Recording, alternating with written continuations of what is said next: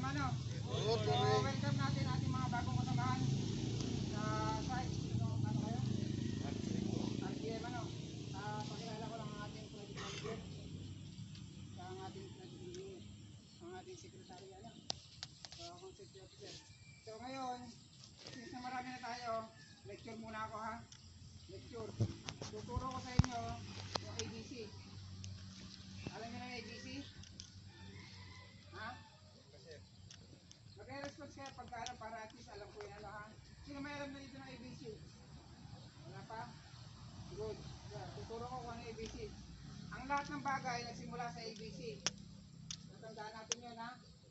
Lahat ng bagay dito sa mundo, lahat sa ABC nagsimula. Ano ba yung ABC? Yung A, ang ibig sabihin ng A, attitude. Ano? Sino may alam ng attitude? Ha?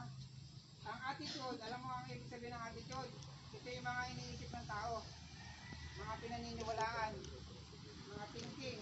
Mga thought. Lahat yun, tinatawag na attitude. Ibig sabihin, ang attitude nasa isip. Hindi siya nakikita. So, lahat pa ng tao may isip. So, ibig sabihin, lahat ng tao may attitude. Yung mga sinusuot natin, kaya nagkaroon yan kasi may isang tao nakaisip na gumawa niyan.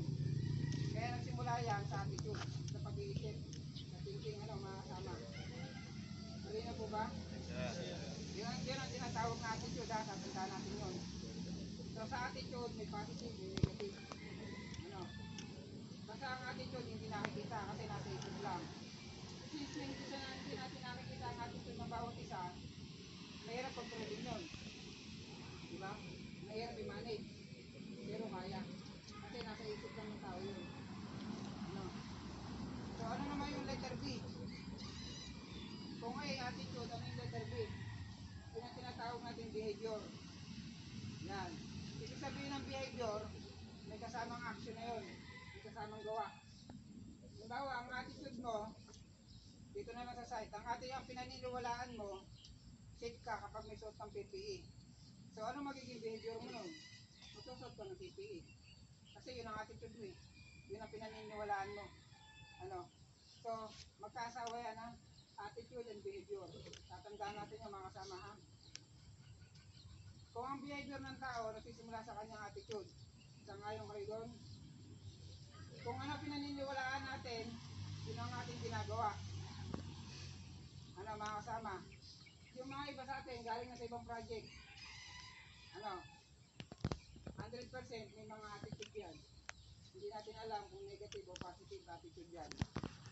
So, yun ang makikita natin behavior dito, kung ano i-apply nila.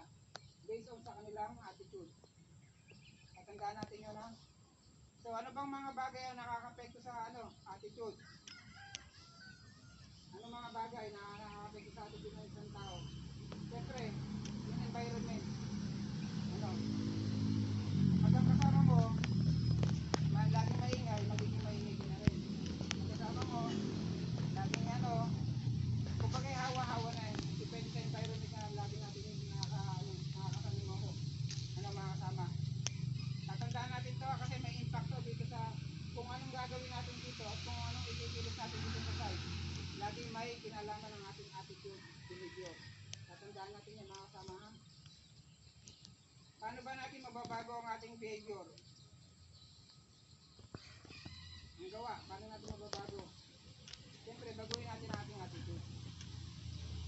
Ngayon, paano natin mababago ang ating attitude? Siyempre, babaguhin natin ang ating behavior. Ganyan lang yan. Halimbawa, doon na tayo sa PP, pinaka-basic na lang, simple.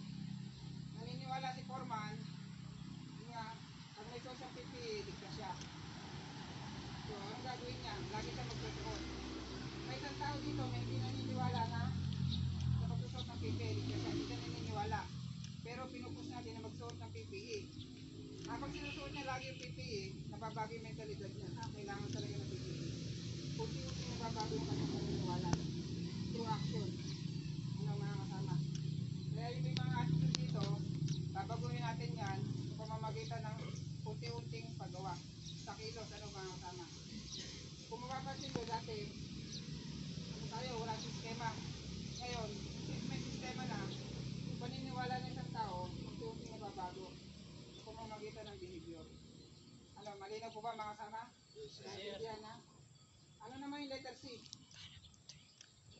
attitude, letter B, behavior, ano yung C?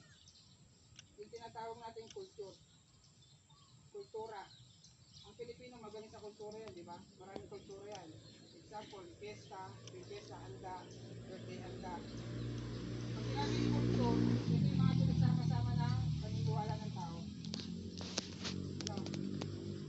Combination na siya ng attitude, behavior. Hindi lang isang tao. Combination na siya, ha? Pinagsama-sama na.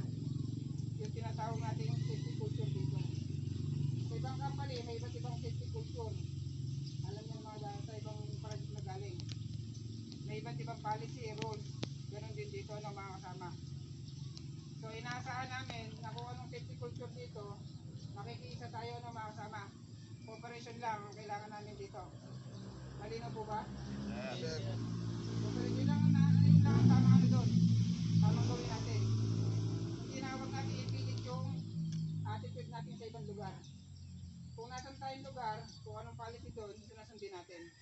Ano mga kasama? Huwag natin sasabihin, ganito kami doon, o ganito kami doon.